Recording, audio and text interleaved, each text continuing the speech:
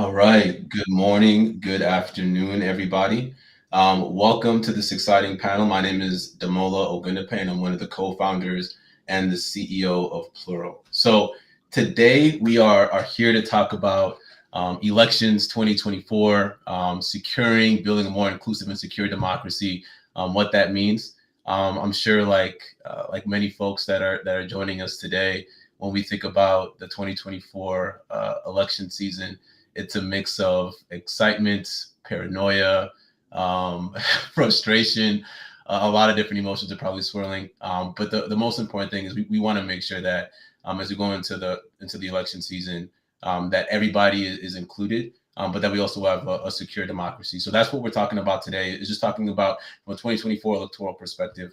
How do we create the mechanisms that are and put the mechanisms in place to make sure that we have an inclusive and secure democratic election. So with that being said, I would love to share more about the panelists that are joining us today as we talk about this. First up is Suzanne Almeida, who is the Director of State Operations at Common Cause, an organization that is near and dear to my heart. A quick background on Suzanne before she shares a little bit more about herself and Common Cause. In addition to her role as Director of State Operations, Suzanne also leads the political violence prevention and response work at Common Cause as part of the voting and elections program team. She also works on state-based and national redistricting and census litigation. And prior to joining Common Cause, Suzanne was the executive director of the League of Women Voters of Pennsylvania, another organization near and dear to my heart, where she worked on voting modernization and redistricting reform, including leading the league's participation as the named plaintiff in the successful challenge to the 2011 Pennsylvania congressional district map. Suzanne, please take it away. Share more about your work, more about Common Cause, and then we'll introduce the rest of the panelists after you. Great. Thank you so much for having me. I'm so excited to be here and to be talking with all of you today. So my background is almost purely voting elections, democracy related work. I went to law school, I came out of law school, and I did democracy work. So I have been tilting at the windmills that all of our panelists have been tilting at for a very long time. Common Cause is an organization that was developed in the 1970s as the People's Lobby. So our founder, John Gardner, looked around, saw that everyone had a lobbyist except for we the people, and decided that we need to develop an organization to solve that. So our work really spans across the spectrum of things that make our democracy better, more responsive, more accountable, things from campaign finance reform to redistricting work, ethics and accountability in government, transparency, and then, of course, voting in elections.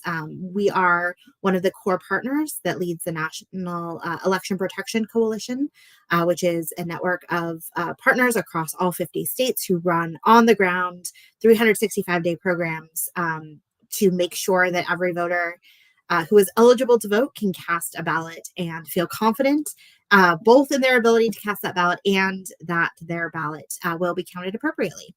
Super excited to be here today and have this conversation with you all. All right, awesome. Thanks a lot, Suzanne. Next up, we have Neil Ubriani. Neil is the policy director at the Institute for Responsive Government. We're going to shrink that to IRG. But yeah, he's the policy director at IRG. Neil helps states and local jurisdictions research, develop, and implement policy solutions to make government more efficient, accessible, and responsive.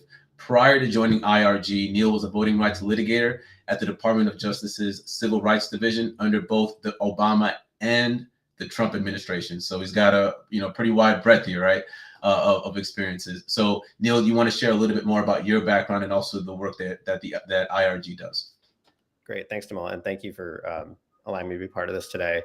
IRG is a relatively new nonprofit. Our focus is on sort of customer-facing interactions that people have with government when they file their taxes, when they enroll in health insurance. And a lot of that is when they vote, and sort of making those customer-facing interactions much more customer-friendly. How can we make them more efficient, accessible, and just give people sort of a good feeling about their government when they interact with it? In the voting rights sphere, a lot of our work focuses on voter registration, which is sort of a huge hurdle that many people sort of find confusing and difficult to get around, and prevents them from casting a ballot in the way they would like to. So we look at things like automatic voter registration, same-day voter registration, online voter registration. And then we also do work on things like restoration of voting rights, vote by mail, and just sort of general election administration, making the process as efficient, secure, and accessible as possible. I appreciate it, Neil. And next up, our final panelist, our last panelist, Sarah Haig. And Sarah joins us as the Chief Program Officer at Vote Mama, another organization that I absolutely love. Sarah is a political social worker who has spent her career engaging young adults and women in government and politics. Sarah has started youth advisory boards for 4 Congress members, mobilizing over 500 students. At the Vote Mama Foundation, Sarah spearheads the organization's work on passing campaign funds for childcare in all 50 states. She also coordinates the foundation's research and analysis efforts on childcare and the state of motherhood in American politics in partnership with leading researchers and organizations around the world. Previously, Sarah served as New York's chief of staff for a member of the US House, where she worked on supporting family-friendly legislation, amongst other important and critical initiatives. Sarah, you want to share a little bit more about you, your work, and Vote Mama? Yeah, happy to be here. Thank you so much. So my background's in social work, and I got involved in politics at the ripe age of 15. I was part of the first congressional youth cabinet in the country, organized by my member who wanted to hear from youth across his district, who weren't at voting age yet, but wanted to engage us and make us the next leaders of democracy in my home state of Connecticut. Now with Vote Mama Foundation, I lead our programmatic efforts to research the political participation of moms in the United States and what barriers are keeping moms out of office and out of power. We know that we have fossil fuel lobbies, we've got the gun lobby. We need a lobby for moms, right, to get better childcare policy, to get paid leave, to get all of these issues solved that working families across the United States are facing. And to do that, moms need to be at the decision-making table. So that's our goal at Vote Mama Foundation, is to get moms to the decision-making table, and diverse moms at that. Right now, moms are totally underrepresented in our legislatures at both the state and the federal level. And I know that I'll have an opportunity to talk more about that research later. But our foundation is dedicated to finding what those barriers are, keeping moms out of the halls of power, and dismantling them one by one. All right, appreciate it.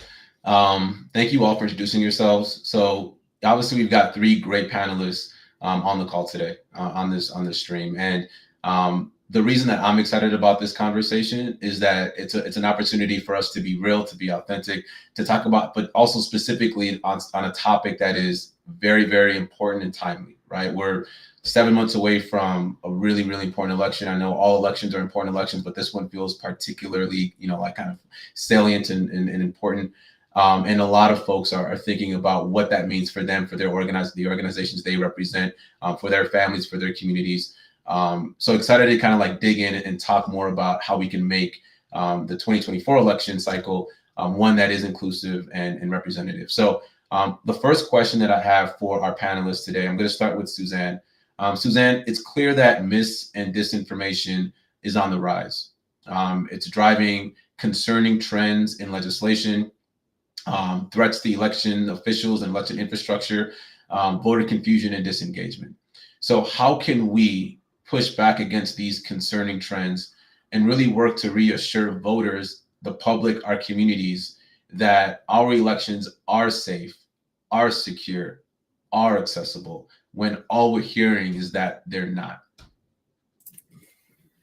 Thanks so much for that question. And I think, that is one of the big nuts that we are collectively trying to crack in 2024. Disinformation really is exploding, and the proliferation of AI and different technologies that make it even easier to spread information that is incorrect, sometimes intentionally incorrect, sometimes not intentionally incorrect, really makes that difficult. At Common Cause, one of the things that we and our partners are particularly focused on doing is what we call inoculation, right? So, what is the correct information about how our elections work? What can a voter expect when they show up at a polling place or when they fill out their vote by mail ballot? What does it look like when elections officials count and canvass vote by mail ballots and then in person votes, right? What does all of that look like? And how do we then tell that story so that when folks see what happens, because elections are messy, elections are hard, elections are, I am biased, but I think one of the most detail oriented, jobs that one could have in our democracy, that they see that, that we have systems in place, we have checks and balances. So selling that story. And I think the other piece of it is really thinking about who are the trusted messengers in our communities, right? So I live in Philadelphia, in a portion of the city. What makes sense to me and who I would listen to in my community may not be who someone in, say, Washington State or California or Texas would listen to. And it's even more, than a state. It's like how local, who are the community leaders that we need to address, particularly given not just the rise of misinformation and disinformation in English, but also in Spanish and Vietnamese and Mandarin Chinese, right? So we know that in order to really push back against this, we need to take a holistic approach that involves putting the right information out there, tapping into community infrastructure, and then supporting those community leaders in telling the true story. You mentioned something I think is really important, right? Which is the storytelling aspect of this, the narrative. In the kind of media world that we live in right now, negative stories, fear-based stories are the ones that get the most attention, but are also the ones that audiences listen to, right? Where their ears perk up. Do you have any suggestions on like how to fight against that, right? How to create a more compelling story when knowing that the counter to that story is one that gets more media attention, right? More eyeballs, more ears. Any thoughts on that? I think we have to tell the good stories and we have to tell them loudly, right? We have to tell the stories of the folks in Ohio who are faith leaders who are actively peacekeeping at the polls, where they show up and provide a welcoming environment for the people who are there. We have to tell the stories out of Florida where when an issue arises, right, there is a coalition on the ground that navigates with legal support, volunteer support, voter support, coordinates with elections officials, coordinates with law enforcement to make sure that the people who can cast their ballot or who were trying to cast their ballot are able to do that. It is really easy to get sucked down, the rabbit hole of this person said this bad thing about our elections, or our country is going down the drain, or we need to do X, Y, and Z to stop the rollback of everything we have worked so far to achieve. And all of that is true, right? We can't like back down. We have to keep working. But I think if we work towards creating a better future, if that is the narrative that we are telling ourselves, and that's the narrative that we are like pushing forward, I think that makes a difference. Awesome. Neil, I want to kick that same question over to you, right? How can we push back against, the topics around mis and disinformation, people kind of buying into that and thinking that our elections are not safe, secure, and accessible? How do we reassure voters, both practically and tactically, but also kind of like narrative or thematically? So it's a great question. If you look at some of the survey data on this, people often trust the elections in their own communities. They think, oh, my county does a great job with elections. It's the county in the other part of the state, or it's another state in the country that I don't trust their elections. And so election officials can be really powerful messengers to sort of explain, like, this is a statewide practice. This is how we do things in our state. And so if you trust it in this part of the state, they're doing the same thing in the other part of the state. The problem with that is election officials are very busy. And to Suzanne's point about sort of trusted messengers, election officials can be some of the best trusted messengers. A lot of them just don't have the resources to engage in things like communications plans or to have a communications staffer as part of the elections office. And so getting resources to election officials to engage in that kind of civic education, to do maybe tours of the office, to do things on TikTok, to sort of explain to people, this is how elections work in our community. this is how elections work in our state. This is how elections work in our country. And we're the experts because we're the ones who are sort of on the ground running these elections. That can be some of the most effective ways to combat mis and disinformation. And Sarah, I'm curious if you have any thoughts on that. Couldn't find the unmute button. I think that storytelling is the heart of what we need to do to tackle this, and the examples and the anecdotes of what goes well and how often it goes well. It's really easy to capture the what goes wrong, even if it's 1 out of 100 instances, right? And a minor fluke that that might not have real consequences. But it's easy to zone in on that and to buy into the fear mongering. We have to say loudly and often what's going well. Well, speaking of like kind of the theme is really focusing on storytelling, narrative, being loud about those truths. Sarah, a question for you. When it comes to candidates from diverse backgrounds, right? There are a lot of obstacles that they're facing when, whether they're in office, serving as elected officials, running. And I think particularly for people from diverse backgrounds, whether it be women that are underrepresented, you mentioned when you were talking about Vote Mama that moms are significantly underrepresented when it comes to running for office and being in elected positions, whether it's Black and brown folks, so on and so forth. And I think one of the struggles that those underrepresented groups have when they are in office is how can I be loud? How can I tell stories without it seeming like I'm quote unquote bossy or aggressive? And how does the electorate feel about that? Do you have any thoughts on when you think about the diverse populations that need to be loud, that need to talk and tell a story and have a narrative outside of even just talking about election integrity, how to do that effectively, right? How to be loud and tell a story in a way that the electorate communities can really kind of buy into. Yeah. So I think you touched on a lot of things in that question. We see 2 sets of barriers to moms of minor kids getting elected to office, right? There's the barriers to running for office, and there's the barriers to serving in office. Neither system was built for underrepresented communities, right? Pale, stale, male, Yale, right? There's a reason that's who is representing and who has had the microphone turned up the highest for longest. I think that we need to be really intentional about looking at what barriers candidates are facing running for office, being able to afford to run for office. That's why our campaign funds for childcare work is so vital. In 19 states, candidates can use their campaign funds to pay for cars and gala tickets, but they can't use it to pay for campaign-related childcare expenses. We have gotten campaign funds for childcare passed in 31 states, and in 10 of those states, candidates can also use it for official duties.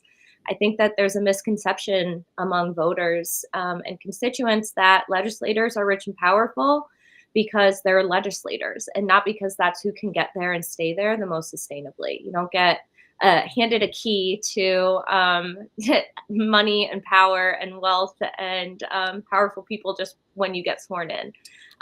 Most legislators don't make enough to cover the childcare expenses that they have to pay just to do the job of going to the Capitol and staying late for committee hearings. So in 10 states, candidates can use their campaign funds to cover childcare expenses when they're doing their official duties as well. But no states are offering a childcare per diem like they do for hotels and meals when legislators have to go to the Capitol. These are stories that have to be told and have to be part of the civic education of voters in our country, because we will never have policies that accurately reflect the needs of American people if everyday working people can't get to the halls of power, right? If the needs of our community aren't accurately represented in our state and federal legislatures, we're not being advocated for in the rooms where decisions are being made. At the federal level, only 7% of members of Congress are moms with kids under 18. Less than 1% of members of Congress are single moms. There are 3 times as many men named John serving in the US Senate than moms of minors. So it's no wonder we don't have childcare subsidies. We don't have all of these issues that are facing working mothers and working families in our country are first on the chopping block, because those folks aren't in the rooms when those decisions are being made. But when moms have a seat at the decision-making table, our conversations change and the priorities change and our policies change. But to get them there, we have to break down the barriers that are keeping not just moms, but working class and other underrepresented communities there. We know that women and candidates of color are using campaign funds on childcare at the highest rates. We had over a 600% increase in usage at the federal level since 2018. So this works. And the solutions that we're offering, when they're implemented, they're utilized. And candidates who have historically not been in the rooms where the decisions are being made are finally having a chance to throw their hat in the ring and try to get there. Then we have a whole other conversation about how we can keep them there, right? It's great to train candidates to run and get them into office, but it's no good if they can't sustainably stay there. Those are incredible points. And one of the things that I love about the work that you all do at Vote Mama is that you identify a problem, you do the research, share the data to really highlight this is the problem, but then you're also providing solutions like common sense, like we can solve these problems, right? Like we can put in interventions to really actually solve this. So we have I read a report that you all put together, and we'll share it at some point.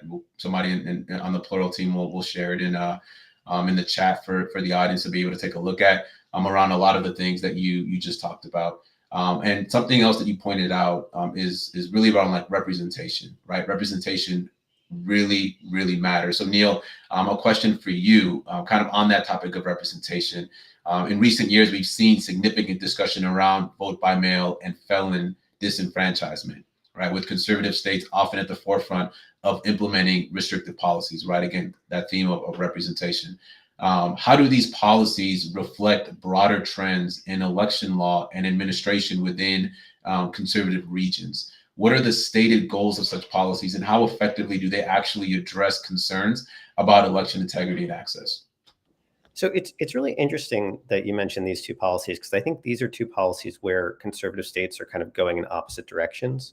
On restoration of rights, you're actually seeing a lot of conservative states restore voting rights to people with past felony convictions. You saw, I think, momentum starting in Florida with Amendment 4 to sort of restore voting rights to people, some people who had completed their sentences. Obviously, that sort of got tied up in, an issue about whether people had paid their fees and fines.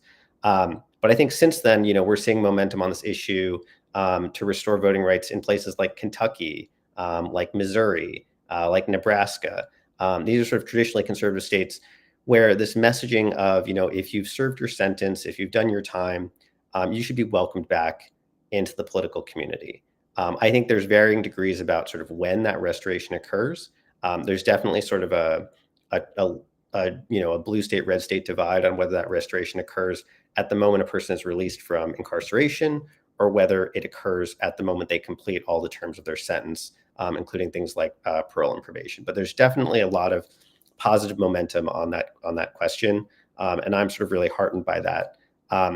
Vote by mail, I'd say, is an issue where there's probably more retrenchment post 2020 election. There's a lot more skepticism of vote by mail in places where vote by mail has traditionally been a method of voting used by more than half the population. Places like Arizona, like Montana, sort of Western states that rely on vote by mail because so much of the population is rural. I think one of the things you're seeing now is a lot of states moving from postmark deadlines to received by deadlines. So in a lot of states, which is a really good rule, if your ballot is postmarked by election day and sort of received within 7 to 10 days after election, it counts. And that sort of gives voters a date certain, like, I know my ballot will count if it's postmarked by this state. States, in sort of a misguided effort to get election results more quickly, there's better ways to get election results more quickly, but they're saying we're going to want all ballots can only count if they're received by election day. And that's a lot harder for voters, particularly voters in rural communities, because that sort of throws things to like the vagaries of the US postal system and how fast they can deliver a ballot. And so it's not sort of this certainty that you get with a postmarked by deadline. And I doubt, given sort of the quantum of ballots that come in after election day, that this is going to make a meaningful difference in terms of how quickly states get election results to the public. But it is going to have a significant effect on sort of voters and their understanding of when they can get their mail ballots in. Have you seen, Neil, any sort of, kind of the anchored trend that's happening when it comes to vote by mail legislation policies at the state level? Or is it still like very, no pun intended, kind of piecemeal, right? Like where everybody's still just kind of doing the same thing. There's not, some sort of overarching trend when it comes to policies around that. I would say this piece about sort of shortening receipt deadlines is one prevailing trend that we're seeing nationwide. I think in certain states, you see sort of one-off efforts to attack things like drop boxes. You may periodically see attempts to move a state that has adopted no excuse vote by mail voting to excuse only. I think those transitions are a little harder because voters are sort of accustomed to those things, and they're a little harder to undermine. And we have a question in the chat. We want to get to that really quickly. So the question is, are we seeing a schism between voters and legislators regarding restoring voting rights? And Neil, maybe you want to start with that, and we'd love to go around the horn if other folks have an opinion on that. I think legislators are seeing that most voters favor restoring voting rights. There's generally this idea, similar to this, what I mentioned before, if you've sort of served your sentence, there's no need to sort of penalize you for your entire life or to sort of hold this thing over you after you've been released from prison that kind of prevents you from being a full member of, the voting body. So in places like Florida, we've seen strong support for this. And I think that's led a lot of conservative legislators to say, okay, well, I think the public supports this.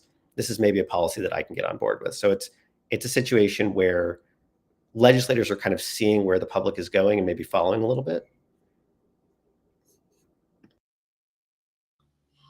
Anybody else have any thoughts? So I appreciate Neil's optimism, and I think most of that is correct. I think we are also seeing kind of across the board when it comes to voting rights legislation, and quite frankly, other categories of legislation, that there is a schism between who is in office and the people that they represent.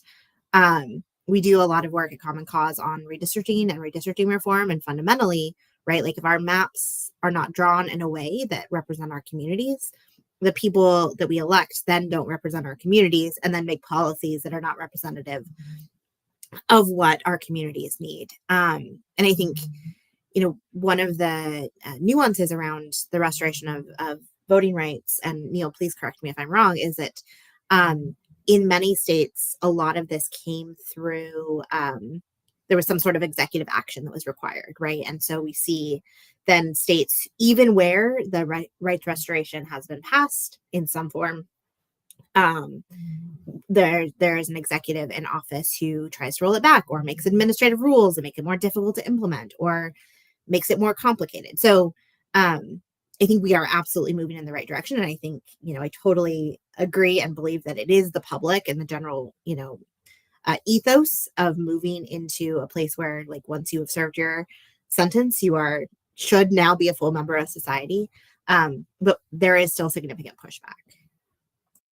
And Sarah, before you jump in, I also want to kind of ask a follow-up question to that for anybody to answer, but Sarah, would love your opinion. Obviously public opinion matters on this, right? So when it comes to public opinion, so like removing, I know we're talking voters, right? The difference between but just general public sentiment, not focused on like a specific region or a specific state or whatever, but just general public sentiment. What are you all seeing as as where the general public is on this issue, on this matter? Yeah, I think taking an even a further step back from that, I think that right now, a lot of members of the public, the majority of voters, are trying to get by and trying to make ends meet and might not even know that this is an issue, right? Might not be hearing about it, especially if they are impacted. Um, I think step one, civic education, right? We have to educate the public about these problems and translate why and how it impacts them. The U.S. is shuts out more citizens in the from voting than any other democratic nation in the world. We have to educate people about it before we can even decide what public opinion is, because public opinion is centered on the few who do know about it, and that when they do know about it, they feel strongly in the majority of instances that this is something that needs to be acted on, right? But if we know that our legislatures aren't accurately representing the public, we also have to start there, because we won't ever have a resolve for the divide between public opinion and legislative decisions unless we have true representation in our state and federal legislatures. All right, thank you all for working to answer that question. We're going to come back to audience questions in just a moment, but Sarah, I want to stay with you for just a moment and ask you the next question. So we know that voter turnout varies significantly across different countries, regions, demographic groups. We can keep drilling it down. In your opinion, what are the most effective strategies for increasing voter participation and engagement? And kind of a follow to that is, how do factors such as electoral system design, voter education, you mentioned that a few times, right? Civic education and community involvement influence an individual's likelihood to vote? Yeah. So I will approach this answer from one, my personal experience hat, and one from my vote mama hat, right? Personal experience hat, getting involved in politics as a teenager changed the entire trajectory of my life. Sitting at a conference table next to a sitting member of Congress who was asking me my opinion on student loan debt and how that's impacting my decision on where to go to college, and knowing that he was going to cast his votes in Congress based on the feedback he received from me, changed my entire opinion about what is accessible to me and what change I can make in politics. And we are not doing a good enough job at educating youth about how our system works and engaging youth and how in the system, and really collecting feedback and empowering our next generation of voters to know how they can make their voice heard in in a world in which it is not easy to participate in politics, right? The political world and the government world are not very accessible or transparent or forthcoming. But when you do know how to do it, you can make a hell of a lot of change. And that's my second thought, is we have to frame civic engagement as self-empowerment. We have to tell people who feel underwater trying to make ends meet, who realize how messed up the system is once they're knee deep in it. This is how you make change. Here are bite-sized pieces of opportunities for you to get involved and to make your voice heard. This committee hearing is coming up on a bill that impacts you. Here's the link to give testimony, and here's a 30-second testimony that you can give, and this is the impact on it. I know from being chief of staff for a member of Congress, we got calls all day long about immigration issues, about policy on Medicare, and on the post service, right? I know my team tallied every single one of those calls, and at the end of the day gave the sheet of paper to the congresswoman who would read it and say, oh, I got a lot of calls about this issue. I better come out on top of it and say that I'm with my constituents because I'm hearing. So those calls make an impact. And I know that because I was on the other side of the line, but my peers generally don't realize that, or don't realize that there's even a district office of a member of Congress to call if you're having an issue with a federal agency.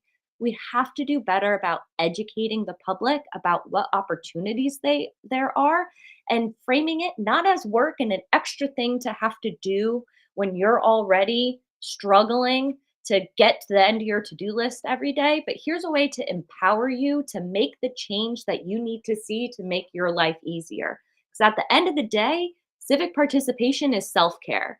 And if we want to get moms and women and young people involved in politics, that's how we have to be framing it. Because right now it feels helpless and it feels hopeless for a lot of people who just don't understand the system. But if we can show, here's how the system works, and here are little ways that you can make a big impact, I think we'll be seeing a hell of a lot of change. We can't hear the audience right now, but I'm sure everybody's giving you a round of applause. I mean, that was excellent. I mean, so many great points there. I mean, I'm even thinking about the ways that we talk about civic participation, your civic duty, right? We create a level of burden around it as opposed to it being an opportunity to engage, making it bite-sized, right? Truly like making it easy and streamlined and exciting, right, to participate, knowing that you hold your future in your own hands and the empowerment that comes from that. Suzanne, I want to ask you that same question, right, and get your perspective. And just to kind of repeat it, we know that voter turnout varies significantly across different demographic groups, regions, et cetera. What are, in your opinion, what are the most effective strategies to increase voter participation and engagement? And how should we think about factors such as electoral system design, voter education, community involvement, playing a role in people's likelihood to vote? One of the things that I always think about around this question is how much voter engagement already happens kind of within our communities, right? There are absolutely community leaders across the country, particularly in places where it is very difficult to vote, who spend a lot of time and energy and effort engaging with their community members, educating them about the importance of voting, and then figuring out kind of like how to actually overcome those barriers. So I think a lot of times what gets lost in this conversation is that this work is happening, right? Like there's always more we can do, and we absolutely need to reframe it and make it easy and bite-sized and accessible and understandable, and take away kind of the mystique that comes with politics, right? Like if I told someone like I work in politics, they just shut down and either think I'm way fancier or way more boring than I am, instead of like, hey, I like work around democracy stuff. I talk to people all day about like how to cast a ballot, right? Like there's plenty of ways that we can do that. So I just want to make sure that we are recognizing that particularly in communities of color, particularly Black leaders, right, who have been working for decades to really energize the folks in their communities. I think the other piece is that there are so many systemic barriers to casting a ballot, right? Neil talked a little bit about the work that you are doing, and we are, happily partnering with a number of states around automatic voter registration, same day voter registration, even things like vote by mail, which not all states have. No excuse vote by mail, right? I live and work in Pennsylvania. We didn't have it until 2020. It was a whole thing. And so it's about kind of making those tweaks that sound really boring, that are not particularly sexy to say you're like updating the election code in your state, but actually can make real life differences. I would, one of the states that I think is a great example of this, and there are many, but like is Michigan, right? So Michigan in 2018 passed Proposition 2, which was vast reform of their voter system, and did things like include 9 days of early voting. So in places like Georgia and other places in the South, early voting, voting on weekends, voting on Sundays has been a huge part about getting people to turn out. That is not universal across the country, right? So what are the lessons that we can take from one state, even a state that we all kind of look at and are like, oh my gosh, Georgia voting is like terrible. There's nothing we can learn from them, but like take those lessons, because they do have things that are, baked into how they conduct elections and really community focused, and export them to other states. And then I think the last thing I would say, and this is just something that I'm particularly excited about, is, when Sarah was talking about getting youth involved, one of the things that I think is particularly interesting is the movement across the United States for 16 and 17-year-olds to vote in school board elections or vote in local elections, right? It is not widespread. It is still a fight every time we fight it. But we are seeing, like, is there a difference between a 16-year-old voting and an 18-year-old voting? And how does that then impact their ability to stay civically engaged, to stay involved in politics and making a difference in their community kind of throughout their lifetime? And so I think there's a lot of exciting opportunities to kind of see where we can expand and grow. Suzanne, I love that right before that last piece, you brought up what can we learn from other jurisdictions, right, from other states? How do we apply those learnings, best practices quickly, right, and effectively? When we know something works, how do we apply that to another situation?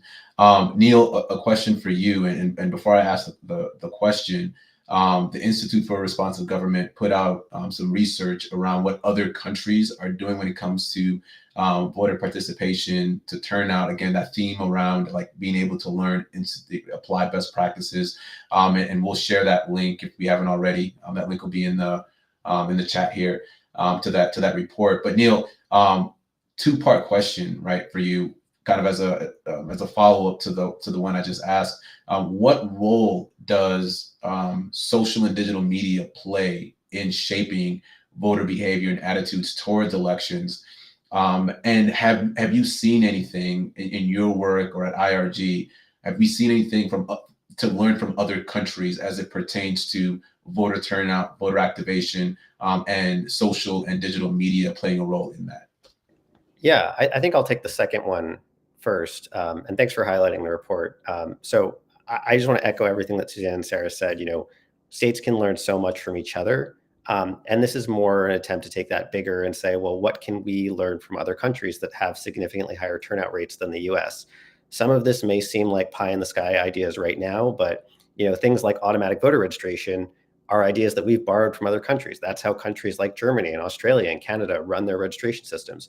So maybe 10, 15 years down the road, some of these ideas could become plausible in the US. The three that we really highlighted as sort of having the biggest impact on turnout in other countries are compulsory voting. This is like the Australian voting system where people have sort of a soft or even a hard penalty if they don't vote. This may seem sort of unrealistic in the United States to the moment, but it is something that contributes to significantly higher turnout in other countries. There's some people who are working on this. There's 100% Democracy as an organization in the US that's working on this. There's still, I think, some questions about sort of how this would work in practice, but it is an interesting idea. There's also proportional representation. So when you cast a vote for Congress right now, that's just for your district. And so a lot of people live in uncompetitive districts, or they live in districts where, I guess they're uncompetitive either because one party is winning 90% and they're in that party, or they're in the party that's winning 10%. And so they don't feel like their vote matters. In a proportional representation system, if there's 100 seats in the legislature and one party wins 55% of the statewide vote share, that party gets 55 seats. If a party wins 40% of the legislative vote share, they win 40 seats. That's a bit of an oversimplification, but the idea is that every vote matters everywhere in the state. You don't say, oh, I live in an uncompetitive district, my vote doesn't matter. That has been shown to increase turnout significantly in other countries because there's not this mentality of, oh, I live in a place where my vote doesn't matter, I don't need to vote. Again, probably a little bit unrealistic in the US, but I know there are some folks who are working on it and are very excited about it, and sort of just starting to broach the conversation about how much this can increase turnout. The third topic that we talk about is consolidating election days. And that's something that does feel a lot more realistic in the US. We vote very often in the US. Have you ever walked down the street and seen a sign for, election coming up, in the middle of May? And you're like, why are they holding an election in the middle of May? What is this even an election for? And those local elections are often extremely low turnout. You're looking at 20% or even less, maybe less than 10% of people turning out in those elections. And if you consolidate those elections with higher turnout elections, try to move as much as possible to the federal election calendar, that's a great way to get more people turning out in those races. So instead of 15% of the population voting for city council, you have 70% of the population voting for city council, and that suddenly becomes a much more representative election.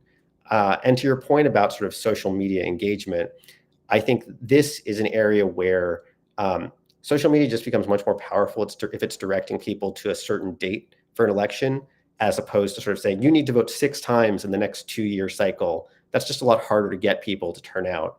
And so if you can focus turnout energy on a particular day, that's just much more effective. And this is actually something where we're seeing momentum in the US on this issue of election consolidation. New York is moving significantly to consolidate its elections. There's a constitutional amendment in Kentucky this year to consolidate elections. I think people realize this is just a much more efficient, cost-effective process that also significantly increases turnout. So it's a place where other countries are much further along than us, but I definitely see a lot of momentum for the US in terms of increasing turnout. That's great insight, Neil. And something that an audience member asked that I think I want to start with you and then go to Suzanne and then Sarah, that I think kind of pertains to when we think about like automatic voter registration, other things that we can kind of move the needle on from a policy perspective, is how do you decide, again, this is for everybody, how do you decide which jurisdictions to spend your time and resources on advocacy, right? On changing policy. Is it where the political will for change is the highest, or is it where the need for change is the greatest, right? So it's more challenging, but the need for that change is the greatest. So Neil, we'd love to start with you, and then Suzanne, and then and last with Sarah. It's a great question. I think it's actually a mix of both. A place like Michigan this year had a ton of political will to improve their election systems. They had passed another ballot initiative to sort of further improve their election systems. And there was a lot of political will and energy around saying, how do we make our system, ready to be accessible and efficient and secure for the 2024 election? So there was a lot of political will there that we could build on. We also focus on places where the need for change is greatest. California, for example, has a very, very weak automatic voter registration system. It is leaving millions of people who could be registered to vote, who pass the DMV each year, unregistered. Basically, 1 in 6 eligible people in California is not registered to vote. And so focusing on that population, which is like 5 million people, that's a need for change. And so I think we focus on a place like that where we can make a lot of impact in terms of the number of people who are actually getting registered to vote because the population is so large. Suzanne? Yeah, I think it is a both and I'm going to add a plus. So it does matter whether we think things can move in the state, right? It also matters what the need is in the state. And when we're talking about need, I would say there's multiple categories of that, right? So one is like, what do the policies look like, right? What are we actually fighting against? And then, for common cause, we're also looking at what is the infrastructure in the state, right? Like, are there groups in the state doing that work already on the ground? We know that the most effective advocacy, at least in my opinion, comes from people who are in the state doing that work, living that policy day to day, rather than like a national group parachuting in. The plus and I would add is we also do a lot of defensive work, right? So we've talked today a lot. It's been very inspiring actually about where we can make change, where we can move forward, where we can get better. But Common Cause, and I think all of our partners on this call, do a lot of how do we make it stop getting worse, right? So those are our Texases and our Georgias and our Floridas, amongst our Ohios, amongst other places. And so understanding kind of where are the defensive fights, both that we think are important to fight because of the principle of the thing, right? We may not win, but we need to put our foot down and say absolutely not, this is unacceptable.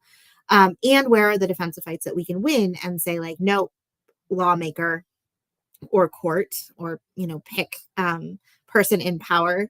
That's not the way we're going to conduct our democratic functions this year or ever. I think so. It's a combination of kind of all of those factors. Yeah. Your And thoughts? so for us, our theory of change is a little bit different. We, instead of going issue area by issue area and advocating for it, we're advocating for the barriers to break down to elect representatives who will vote in a more informed way based on their lived experience on the issue areas that we care about the most, right? We think so our lobbying efforts are centered on making sure that candidates can afford to run for office and can sustainably serve in office, right?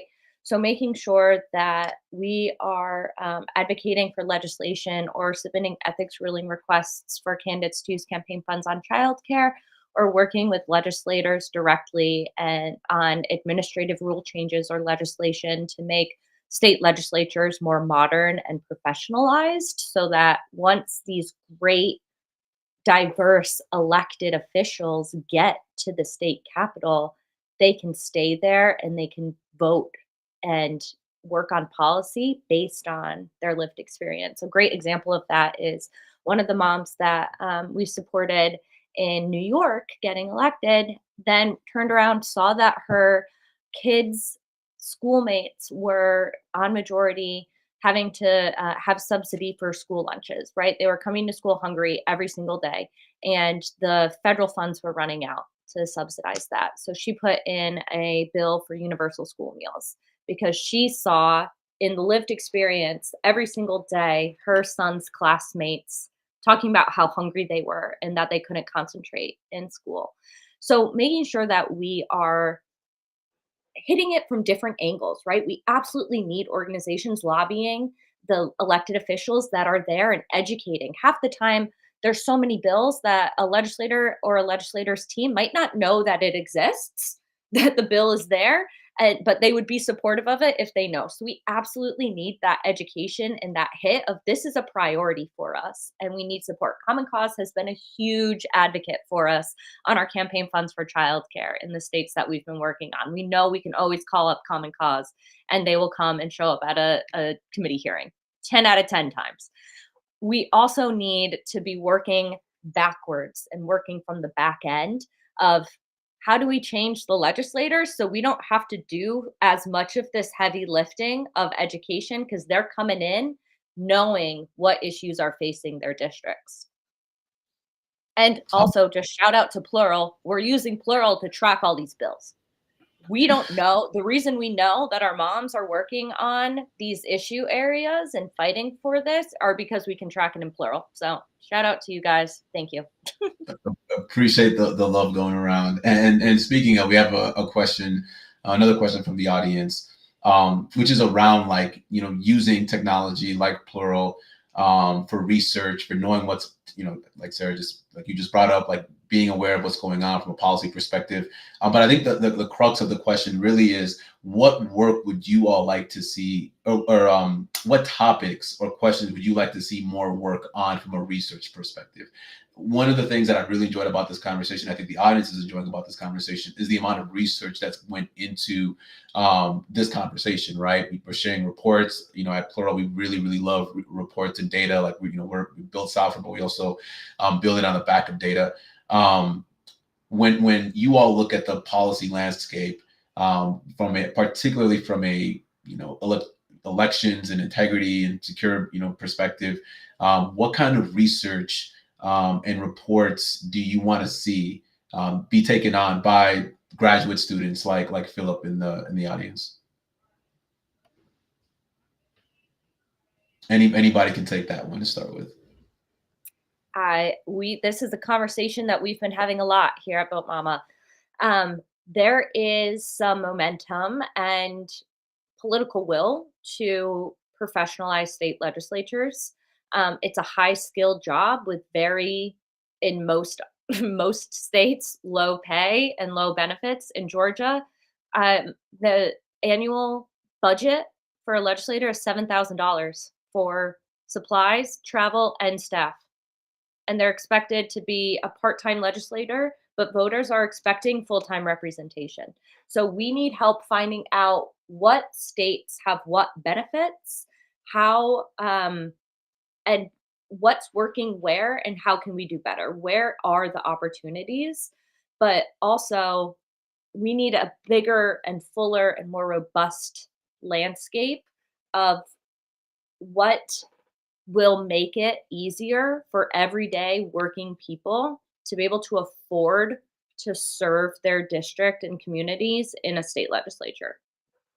So things like childcare per diems, paid family leave. Only one state has paid family leave formalized for state legislators. State legislators aren't considered state employees.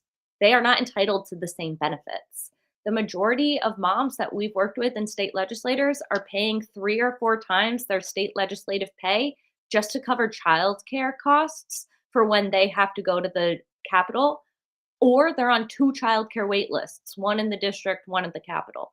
So having a better and more robust picture of the field and a national landscape of what states have what, who's working on what where, and what paths to victory do we have, what's worked in states, what hasn't worked in states, and then messaging on how we can best educate voters on why it feels like giving a benefit to folks who don't need it right now. But in reality, this is making it possible for everyday people like them to be able to be represented.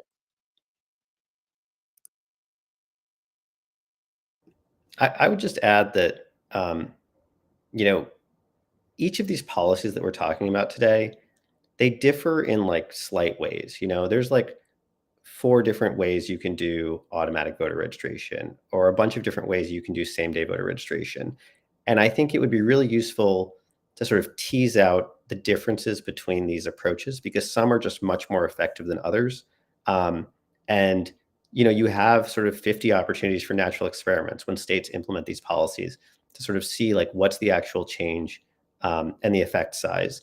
Because it'd be really useful to sort of say to states, this is the gold standard policy for automatic voter registration, or this is the gold standard policy for vote by mail, so that states don't get sort of bogged down in weak policies that then take years and years to replace with better ones that other states are doing more effectively.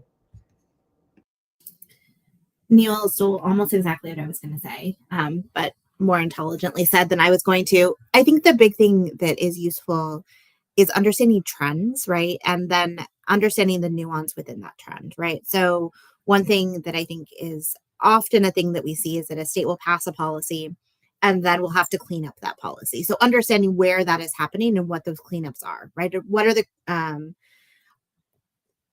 prevalent traps that legislators fall into that feel really good or like seem like they should be working and then fundamentally do not.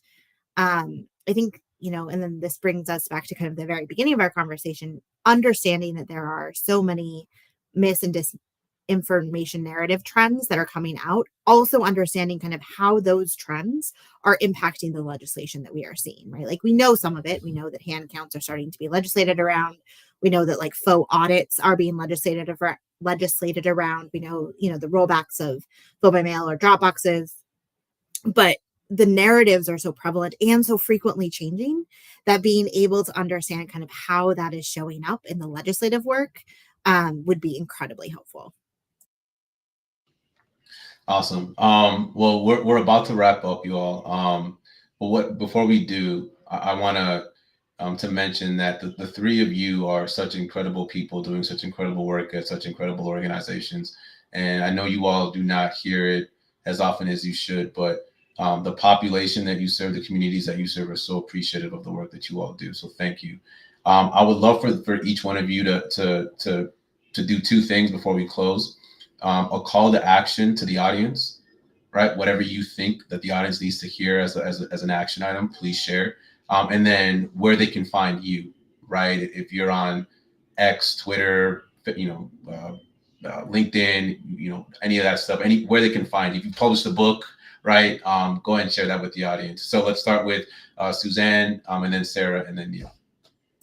Yeah, I think my call to action is get involved, find a thing, whatever that thing is, and do the thing. I do not care if you are advocating for a better park space or for benefits for mothers in the legislature, or if you are just very passionate about parking on your street. It does not matter. Get involved, do the thing.